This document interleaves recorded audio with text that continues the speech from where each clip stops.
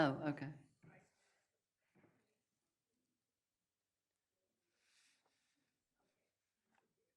Okay. Hi, thank you for coming. I'm Delaina Buehler. Um, and I'm going to read from this epistle.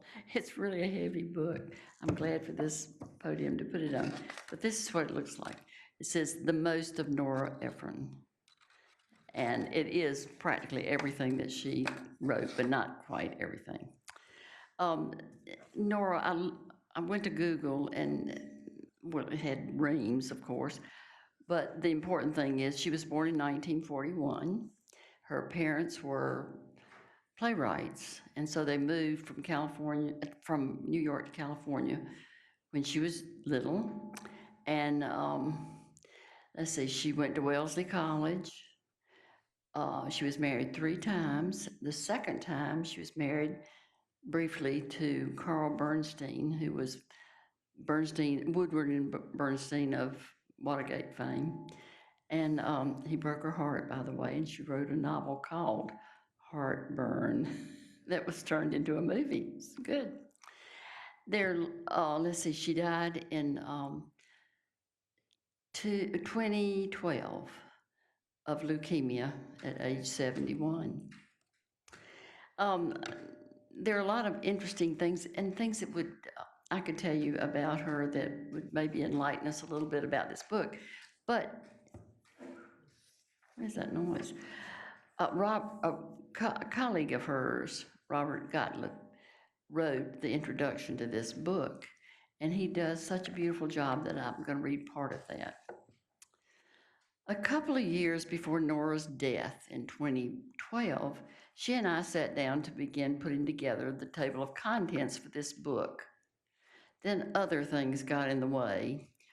Her play, Lucky Guy, a movie script she was working on, and so it was set aside. Perhaps, too, knowing how ill she was, she began to see the book as a memorial, and that made her uncomfortable. She never said that, though.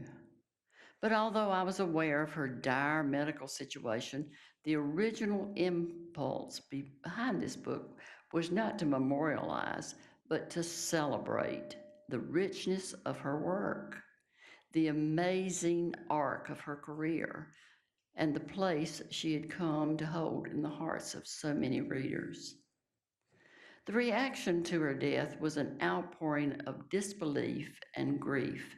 As a matter of fact, I remember when she died, and I could not believe that somebody so young had died.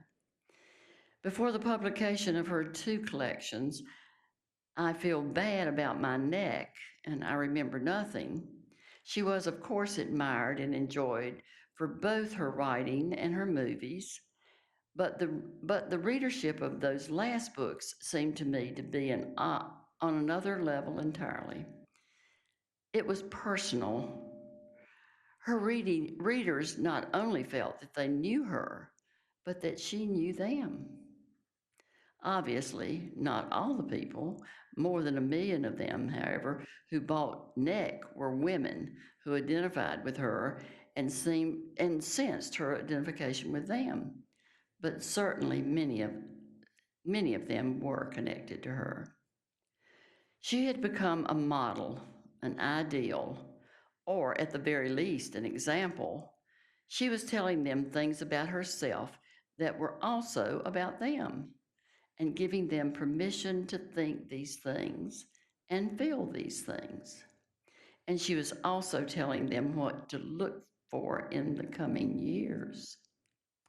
Her honesty and directness and her unerring presence made her a figure, someone whose influence and authority transcended her individual achievements, and extraordinary as her works were. In her later years, her movies brought her tremendous response and rewards, both for their quality and because she was the first woman of her time to become a successful commercial film director. How did she do that?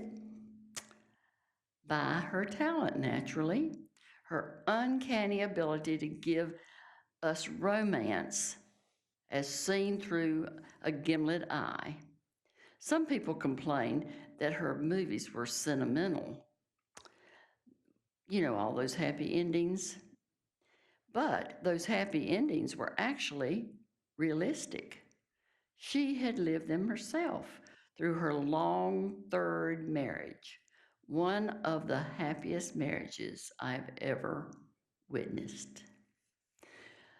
The determination and persistence and clarity that saw her prevail in Hollywood were the qualities that earlier had propelled her to the heights of journalism.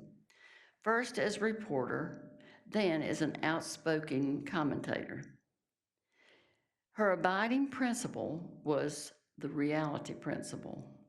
And of course, she had a not so secret weapon. She was funny. She was funny even when she was furious. Funny through thick and, as we know from heartburn, thin.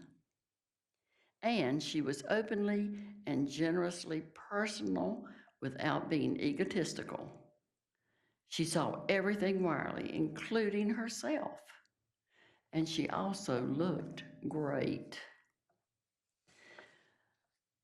This book is structured around the many genre and subjects she explores and conquers.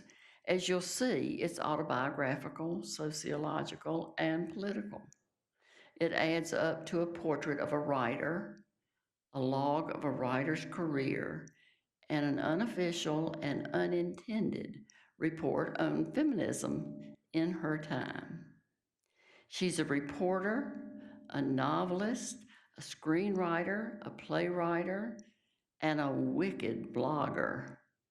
Blogging came along just in time for her to latch on to it fiercely.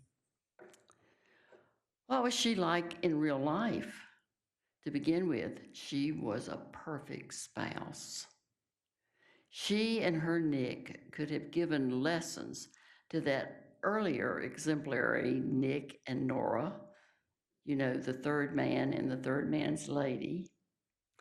She adored her two boys and nobly tried not to micromanage them, a real sacrifice.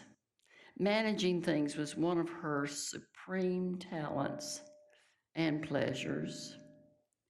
She was a fanatical friend, always there for anyone who needed support, encouragement, or kindness. She was also, I can report, a wonderfully responsive colleague. We worked together on all her books after her first collection, which was called Wallflower at the Orgy, without a single moment of contention. As a result, I think I know what she would have wanted this book to be, and her family allowed me to shape it. My immediate reward was having a professional excuse to reread everything she ever wrote. No other editorial job I've ever performed has ever been so much fun.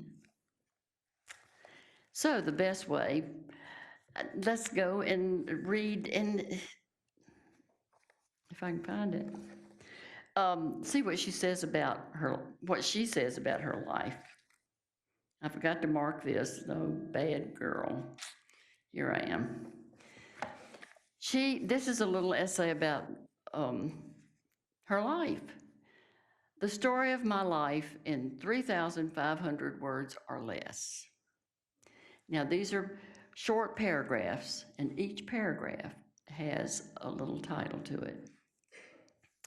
If I can just get back to New York, I'll be fine. I'm 5 years old. We just moved from New York to Los Angeles, and I'm outside at a playground at my new school in Beverly Hills. The sunlight dapples through the trees, and happy, laughing, blonde children surround me. All I can think is, what am I doing here? What my mother said. My mother says these words at least 500 times in the course of my growing up. Everything is copy. She also says, never, ever buy a red coat. What my teacher says. My high school journalism teacher, whose name is Charles O. Sims, is teaching us to write a lead, the first sentence or paragraph in a newspaper story. He writes the words who, what, where, when, why, and how on the blackboard. Then he dictates a set of facts to us that go something like this. Kenneth I. Peters, the principal of Beverly Hills High School, announced today that the faculty of the high school will travel to Sacramento on Thursday for a conference on new teaching methods. Speaking there will be anthropologist Margaret Mead and Robert Maynard Hudgens, the president of the University of Chicago. We all sit in front of our typewriters and write a lead. Most of us just inverting the set of facts so that they read something like this. Anthropologist Margaret Mead and University of Chicago president Robert Maynard Hudgens will address the faculty Thursday in Sacramento at a conference on new teaching methods. The principal of the high school, Kenneth I. Peters, announced today. We turn in our leads. We're very proud. Mr. Sims looks at what we have done, and then he tosses everything in the garbage. He says, the lead to this story is, there will be no school on Thursday. At that moment, an electric light bulb turns itself on in the balloon over my head. I decide at that moment that I am going to be a journalist. A few months later, I enter a citywide competition to write an essay in 50 words or less of why I want to be a journalist. I win first prize, 2 tickets to the world premiere of a Doris Day movie. I swear to God, Janice Globman will never laugh at me again. I go off to college. I weigh 106 pounds. I come back from college 3 months later. I weigh 126 pounds. I was once thin and shapeless. Now I'm fat and ironically shapeless. Nothing fits except my wool-plaid Pendleton pleated skirt, which makes me look even fatter. It's tragic. My father takes one look at me as I get off the plane and says to my mother, well, maybe someone will marry her for her personality. I go back to college. I stay fat. There's a machine in the dormitory cafeteria called the cow, and when you press a nozzle, out comes the coldest, most delicious milk you ever tasted. Also, there are sticky buns and popovers and scones. I have never been exposed to such wonders. I love them. I have seconds. I have thirds. There's butter everywhere I look, and of course, that cold, delicious milk. We're not talking low-fat milk, my friends. This was long ago when no one knew what low-fat milk was. Anyway, months pass. I come home for the summer. I'm as fat as ever. None of my clothes fit. I know I've already said that, but it's still true. And because it's summer, I can't even wear my wool plaid Pendleton pleated skirt. So I go over to my friend Janice Glubman to borrow some clothes from her. Janice has always been overweight. I try on a pair of her pants. They're too small. They are way too small. I can't even zip them up. Janice laughs at me. These are Janice's exact words. Ha ha, ha ha ha.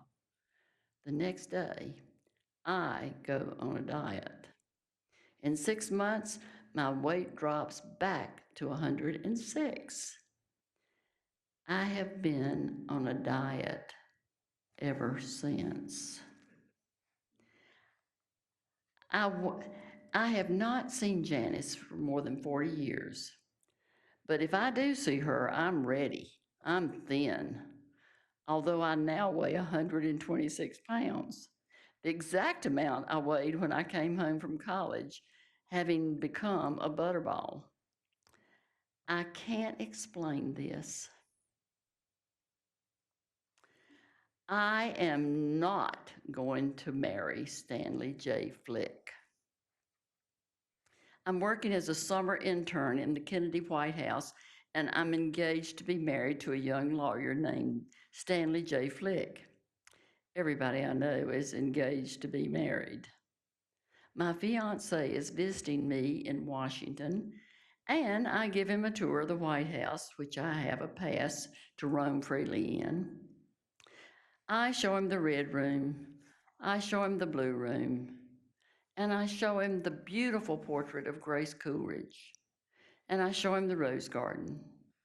At the end of the tour, he says, "No wife of mine is ever going to work at a place like this."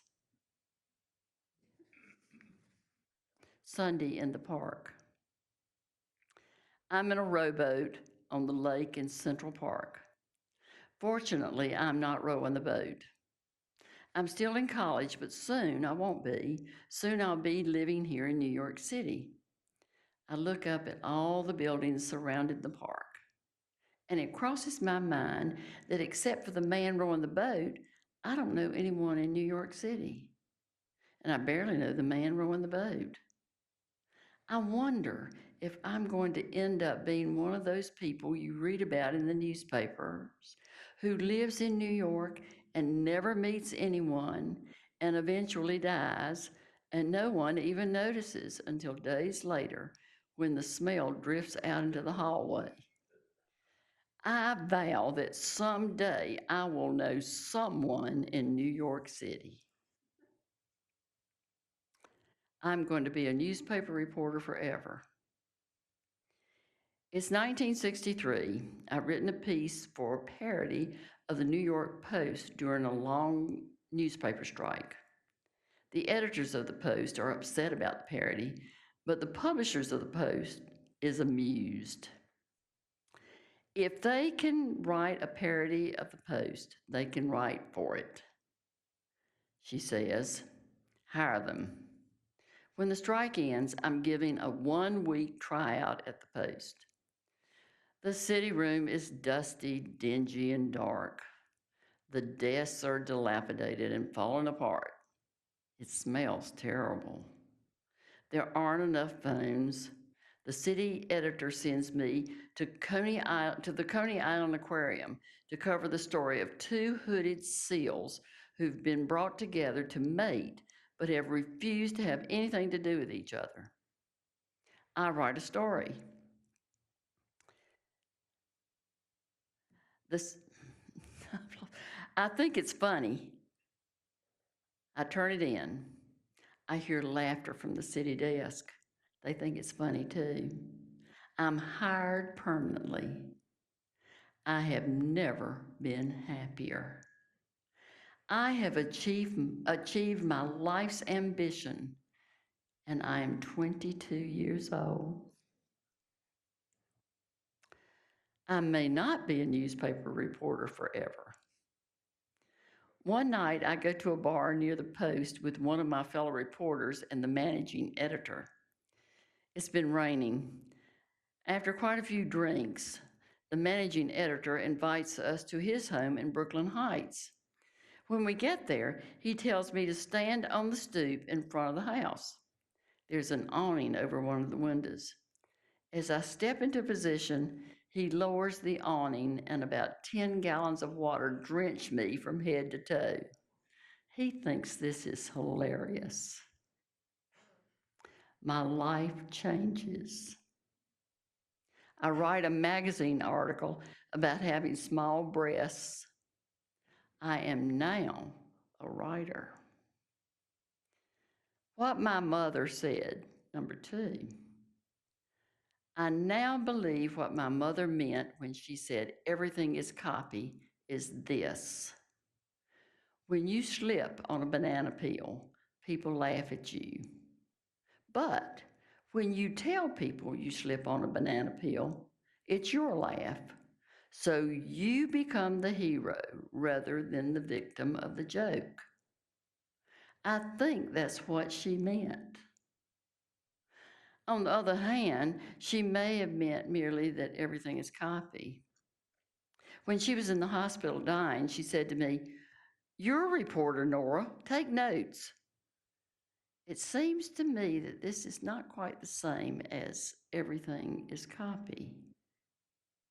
My mother died of cirrhosis, but the immediate cause of her death was an overdose of sleeping pills administered by my father.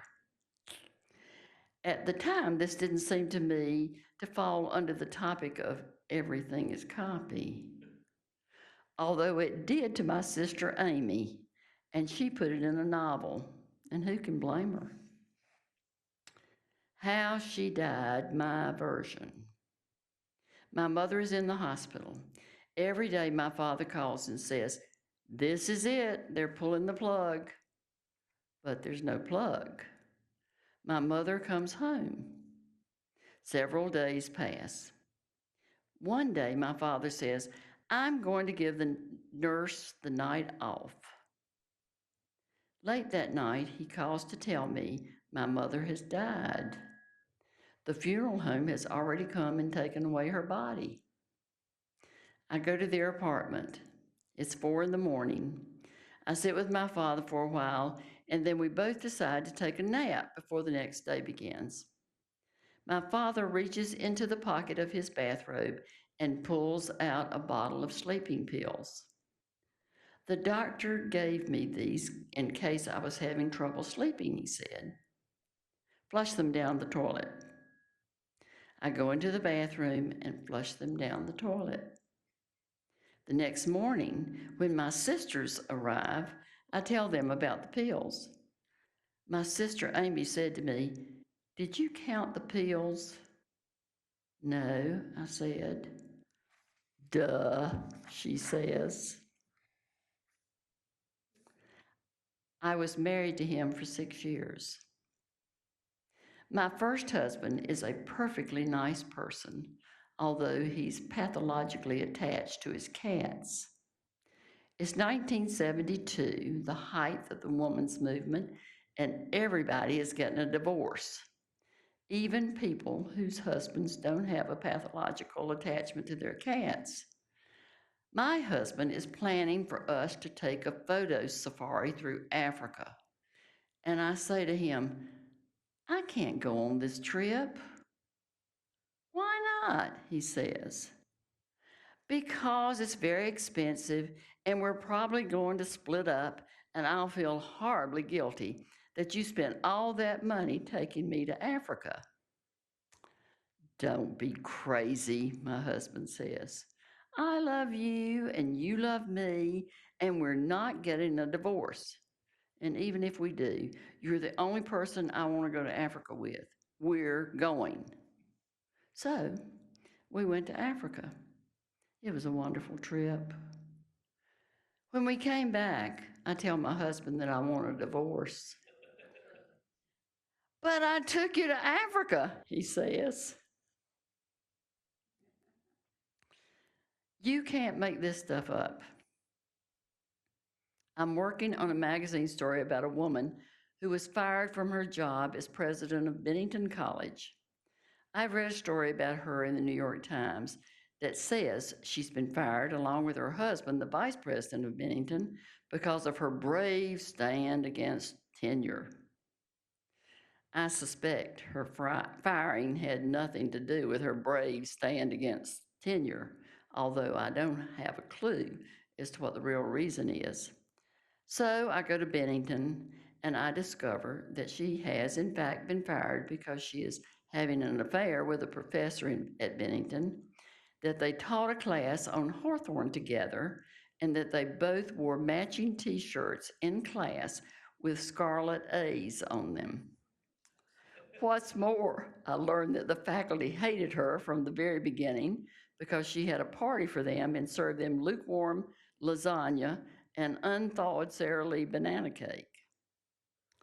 I can't get over this aspect of journalism. I can't believe how real life never lets you down. I can't understand why anyone would write fiction when what actually happens is so amazing. Everything is copy. I'm 7 months pregnant with my second child, and I've just discovered that my second husband is in love with someone else. She is married too. Her husband telephones me. He's the British ambassador to the United States. I'm not kidding.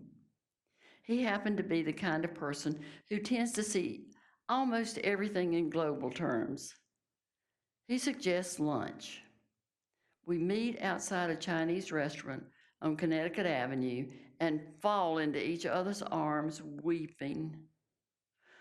Oh, Peter, I say to him, isn't it awful? It's awful, he says. What's happening to this country? I'm crying hysterically, but I'm thinking, someday this will be a funny story. I was married to him for 2 years and 8 months. I fly to New York to see my shrink. I walk into her office and burst into tears. I tell her what my husband has done to me. I tell her my heart is broken. I tell her I'm a total mess and I will never be the same. I can't stop crying. She looks at me and says, "You have to understand something. You were going to leave him eventually." On the other hand, perhaps you can make this stuff up. So I wrote a novel. I changed my first husband's cats to hamsters, and I changed the British ambassador into an undersecretary of state, and I gave my second husband a beard. One of the saddest things about divorce. My sister Delia said this, and it's true. When we were growing up, we used to love to hear stories of how our parents met and fell in love and eloped one summer when they were both camp counselors. It was so much a part of our lives, a song sung again and again. And no matter what happened, no matter how awful things became between the two of them, we always knew that our parents had once been madly in love. But in a divorce, you never tell your children that you were once madly in love with their father because it would be too confusing. And then, after a while, you can't even remember whether you were. From my script for When Harry Met Sally. Harry, why don't you tell me the story of your life? Sally, the story of my life? Harry, we've got 18 hours to kill before we hit New York. Sally, well, the story of my life isn't even going to get us out of Chicago. I mean, nothing's happened to me yet. That's why I'm going to New York. Harry, so something can happen to you? Sally, yes. Like what? Like I'm going to go to journalism school and become a reporter. Harry. So you can write about things that happen to other people. Sally, after a beat. Well, I guess that's one way to look at it. Harry. Suppose nothing happens to you. Suppose you live there your whole life and nothing happens. You never meet anyone, you never become anything, and finally you die one of those New York deaths where nobody notices for 2 weeks until the smell drifts out into the hallway. A guy walks into a restaurant. I'm having dinner in a restaurant with friends. A man I know comes over to the table. He's a famously nice guy. His marriage broke up about the same time mine did. He says, "How can I find you?" We can't do everything. I'm sitting in a small screening room waiting for the movie to begin. The room fills up. There aren't enough seats. People are bunching up in the aisles and looking around helplessly. I'm next to my friend Bob Gottlieb watching all of this. The director of the movie decides to solve the problem by asking all the children at the screening to share seats. I watch in mounting frustration. Finally, I say to Bob, "It's really very simple. Someone should go get some folding chairs and set them up in the aisles." Bob looks at me. "Nora," he says, "we can't do everything." My brain clears in an amazing way. Nora, we can't do everything. I have been given the secret of life, although it's probably a little late. And, by the way, the other day, I bought a red coat on sale, but I haven't worn it yet.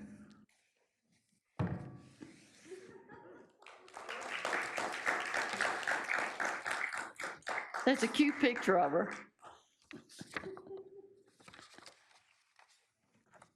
That's it.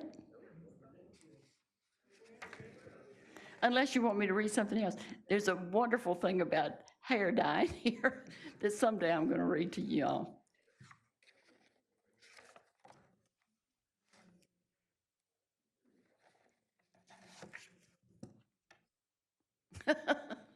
You all may go. You're dismissed. Oh, you want to hear? It really is funny. And it's one of those jokes like the banana peel, because I dye my hair so I can read it. It's really